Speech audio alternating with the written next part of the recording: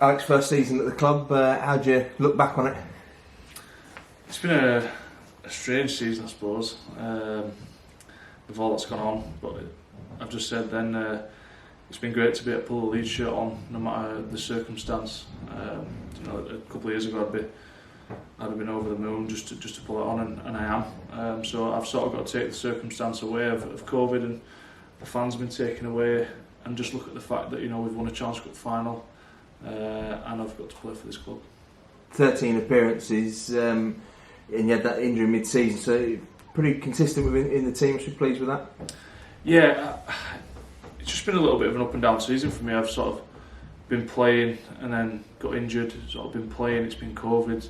I've never really sort of got the chance to nail down that position and really run with it, which has been a little bit frustrating. You never really get more than 4 or 5 games, and then something crops up and you're out of the team. You're injured. There's a break. So it's been a little bit strange, and to only play 13 games as well. I'd like to be playing a full season if I can. But yeah, I can't take anything away from this season. How frustrating was it when you got that injury? Obviously, you had the long layoff for COVID, and then picking up that injury. Yeah, against Saints, I got just a weird one. Like, you look forward to playing for so long. You've been sat at home, sort of doing nothing, doing a little bit of training. Then you come back to training, everyone's excited. You get back to playing, and then within 2 weeks you're out for another 4, 5, 6 weeks. I think I was out for. So it's just, I don't think people understand like the mental strain that it has when you sort of pick up an injury, like especially the longer injuries. Like, I was lucky that it wasn't too long, but even with them, you're watching your teammates run out on a weekend, and you can't do anything about it, and it's worse because you've got to sit at home because of COVID. So it's just really frustrating all around. And then obviously I broke my rib, which put me out. Well, not really out, but I wasn't really myself in them games, and I had to miss a couple. So yeah, if I were to say what it's been like, it's just been a bit frustrating. And obviously coming to Leeds and being part of the whole organisation, it's been strange with COVID. But how have you found life as a Rhino? Brilliant. It's different, especially like when I first came. I was a bit surprised about how big a club this actually is. The fan base, the sort of the off the field stuff, the promo sort of thing, the way it's branded the club. It sort of took me back. I knew it was a huge club, but I didn't know to what extent.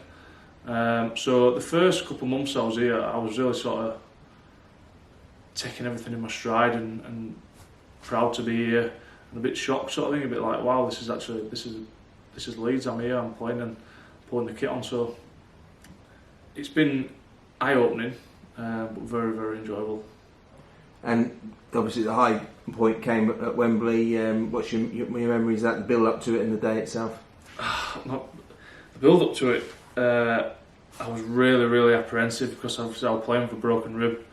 I played against Wigan with the broken rib, and you get a jab sort of thing to numb it, and I'd had the jab in the wrong place, so I just basically played on a broken rib against Wigan. So in that game, I was in 10 out of 10 pain for the whole game. I wasn't really concentrating. I was trying to get through the game.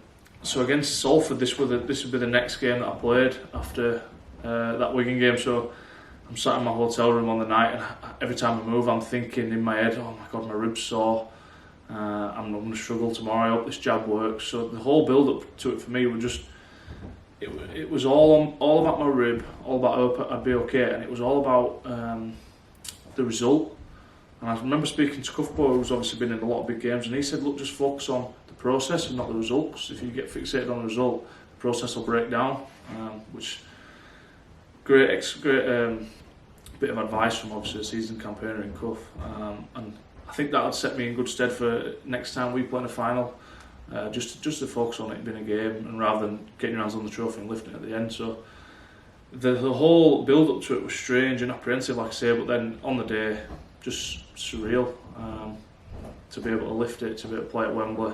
Obviously I sort of got out of my head about the crowd because it just upset me, and got to me a little bit that there'd be no fans and family there, and it wouldn't be as big an occasion, but you can't take away from what we did, and it would the best moment I've had on the field by far. and to do it alongside your good mate Cruz Lehman. You guys have got a pretty tight bond that's obvious from anyone who's seen you throughout the year. How sweet was it to be sat alongside him with the trophy in the dressing room? Yeah, I think he looks up to me, Cruz. He wants to be me, I think he keeps saying. It was nice to do it with Cruz. We obviously didn't taste much success over the last couple of years. We've sort of been mid to bottom table, always trying to work hard, always trying to fight to be better players, sort of thing. I think it was just a bit of just reward for both of us, and for everyone else here. Some of the young lads that we won it with. It's such a great achievement for us.